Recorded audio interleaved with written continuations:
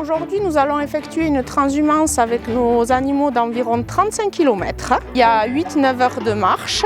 Pourquoi ce choix-là? Parce que nous, on a toujours transhumé à pied, parce que nos bêtes sont habitués. C'est aussi facile pour nous de monter à pied qu'en bétaillère. Ça nous tient à cœur parce que ça permet de garder les traditions. C'est intéressant de les monter en haute montagne parce qu'il y a certaines herbes qu'elles ne trouvent pas en moyenne montagne et qu'elles trouvent en haute montagne qui leur permettent de faire un équilibre alimentaire. Elles vont chercher des nutriments qu'elles n'ont pas en moyenne montagne et qu'elles n'ont pas sur le siège de l'exploitation. Elles mangent de l'herbe qui est entre 0 et 10 cm.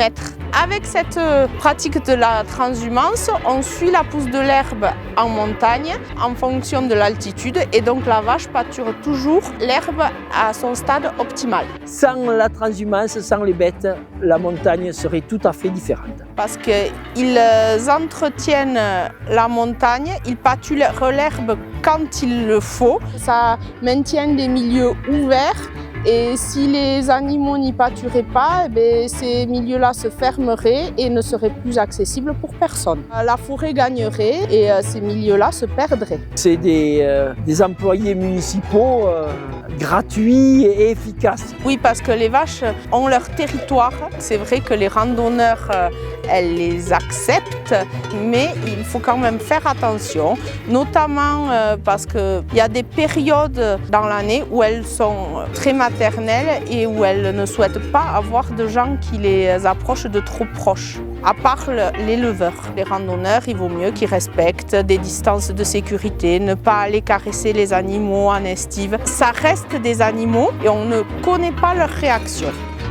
C'est une race historique de la région et de l'exploitation. On a choisi cette race parce qu'elle s'adapte très bien à notre système d'exploitation, qui est un système d'exploitation transhumant.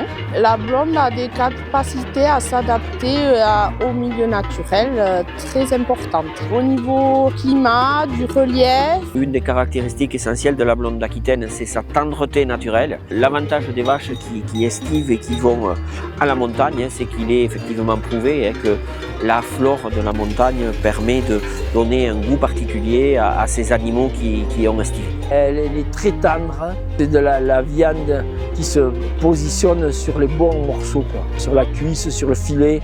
Un bon steak de blonde d'Aquitaine, c'est incontournable.